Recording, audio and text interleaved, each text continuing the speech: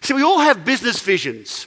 We all have things that we write down as our business vision, our business plan, our mission statement, things that we decide the business should represent to our customers. And they're pretty easy to write because that's kind of third person stuff. It's kind of, I put it on a big plaque and I put it up in reception and say, this is our vision statement. We're going to exceed our customers' expectations and be the best possible service company, blah, blah, blah, blah, blah. But where's the personal connection to that?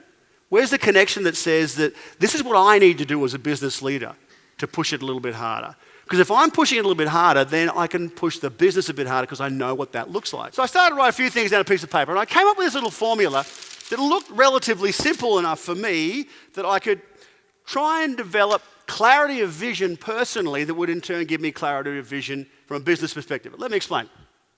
I basically wrote down, what do I want out of life? What are the things that I see as my values, as the thing I'd like to represent to others, the legacy I'd like to leave, the thing that I'd like to sit back at 85 on the rocking chair in my patio and go, wow, I'm really, really glad I did that.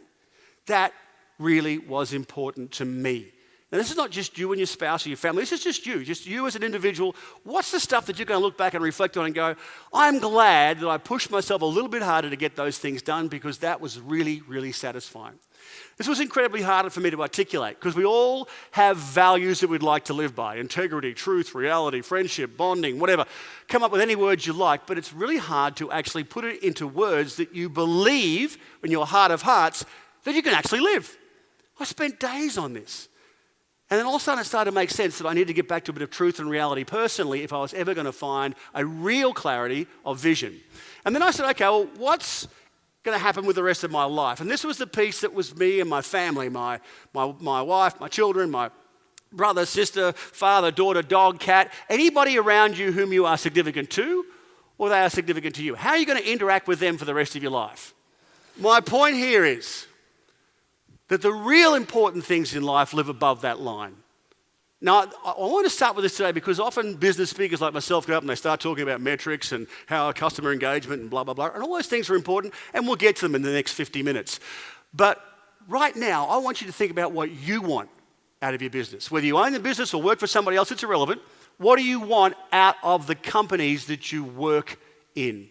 What do you want them to do for you? Because unless you understand what you want this business to do for you, you are always going to be working for it and it will never work for you. And that's where I lived. I lived in a space where I worked for my businesses. 11 companies over 25 years, I worked for them for the first decade. And I worked every single day, 20 hours a day for them.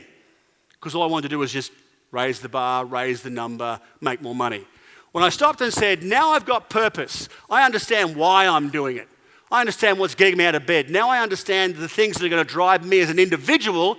Now I understand what my business needs to do for me.